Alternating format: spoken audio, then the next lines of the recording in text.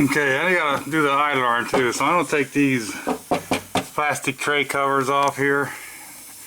I'm gonna take this front one off first and then see if I got enough room. If not, I'll have to go back there too. Okay, now see with the pan off of here, here's your 2 bolts holding the idler arm to the frame.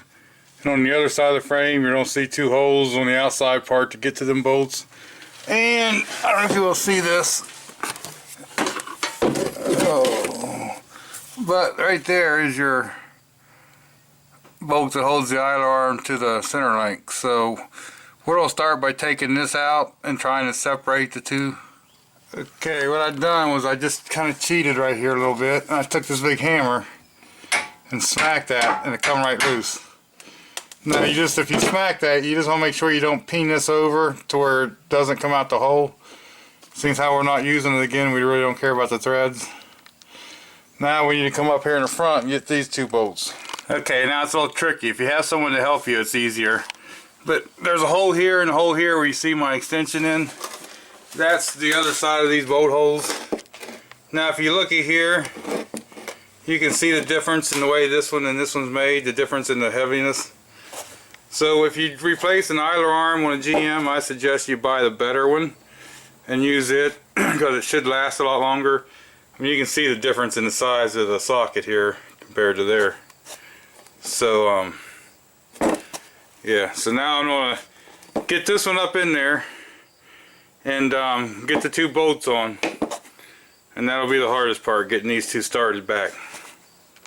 If you have a friend there, it makes it real easy. Okay, the other thing is this one, there's a Zerk fitting here and there's one here on the very bottom. I might just go ahead and put them in because it's not like I'm going to be pressing on them or have a chance of breaking them off, and I think it'll be a lot easier to put in now than they will be in the car. You just got to look at that. Sometimes it's better to put Zerk fittings in before, and sometimes it's better to wait till later, but I think in this instance it's better just go ahead and do it. Okay, so I got them bolts back in there and tight. Now those I use the impact on. And then over here you can see I got the castle nut on and I got the cotter pin through it. Now on these nuts here for the tie rod ends or anything like that with the castle, I never use the impact on them. I always put them on by hand. It's just the way I always do it. So I just like to put them on hand. And the other thing is there's a hole always where this stud goes through. There's a hole in the stud where the cotter pin goes through. A lot of times it'll help you if before you even put the nut on, just look and see where the hole is so you know where it's at to start looking. It's just another little tip. Now we got that all buttoned up. What I'm going to do is grease what I can grease on here, and then we're going to put these shields back on. Okay, I had this all bolted on here and I went to grease it, thought I'd done good. I don't know if you will see it, there's a straight Zerk fitting I put in the bottom. Well, I would say the 90-degree Zerk fitting goes in there because there's no way to get a grease gun on there.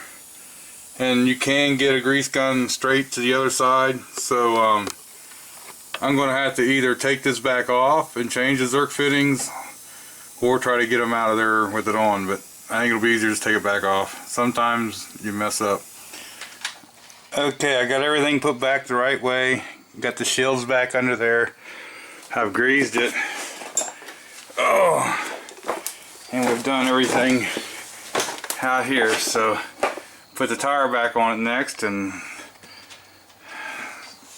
that'll be it. Thanks for watching.